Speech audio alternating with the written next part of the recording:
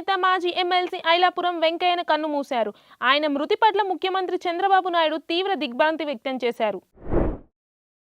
మహాశివరాత్రి సందర్భంగా ఏడుపాయల వనదుర్గ భవానీ సన్నిధికి భక్తులు పోటెత్తారు. అమ్మవారిని దర్శించుకొని భక్తులు ప్రత్యేక పూజలు చేస్తున్నారు. సూపర్ హిట్ చిత్రం భాషా నిర్మాత తమిళగన్ వృద్ధాప్య సమస్యలతో శనివారం మరణించారు. ఆయన మృతి పట్ల రజనీకాంత్ తీవ్ర దిగ్భ్రాంతి వ్యక్తం చేశారు. తన సోదరులాంటి అలగన్ మృతి తనకు అత్యంత బాధాకరమని, ఆయన మంచి వ్యక్తి అని కొనియాడారు. టాలీవుడ్ నటి మమతా మోహన్ దాస్ తన ప్రేమ, పెళ్లి, క్యాన్సర్ వంటి వ్యక్తిగత జీవితంలోని కష్టాలను పాడ్కాస్ట్లో వెల్లడించారు. తాను ప్రేమలో నమ్మక ద్రోహానికి గురైనట్లు, వివాహ జీవితం 6 నెలల్లోనే విఫలమైనట్లు తెలిపారు. అమెరికా, ఇరాన్ మధ్య అణు ఒప్పందంపై చర్చలు జరుగుతున్న నేపథ్యంలో ఇరాన్ అణు ఒప్పందంపై రాజీ పడేందుకు సిద్ధంగా ఉన్నట్లు సంకేతాలు ఇచ్చింది.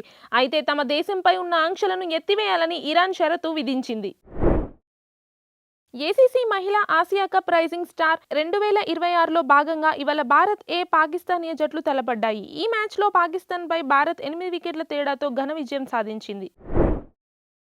టీ20 ప్రపంచ కప్లో వెస్టిండీస్ జట్టు హ్యాట్రిక్ విజయాలతో సూపర్ 8 దశకు చేరుకుంది. గ్రూప్ సిలో నేపాల్తో జరిగిన మ్యాచ్లో విండీస్ 9 వికెట్ల తేడాతో ఘన విజయం సాధించింది. Please subscribe to the channel and download the Politicos app from the links in the description.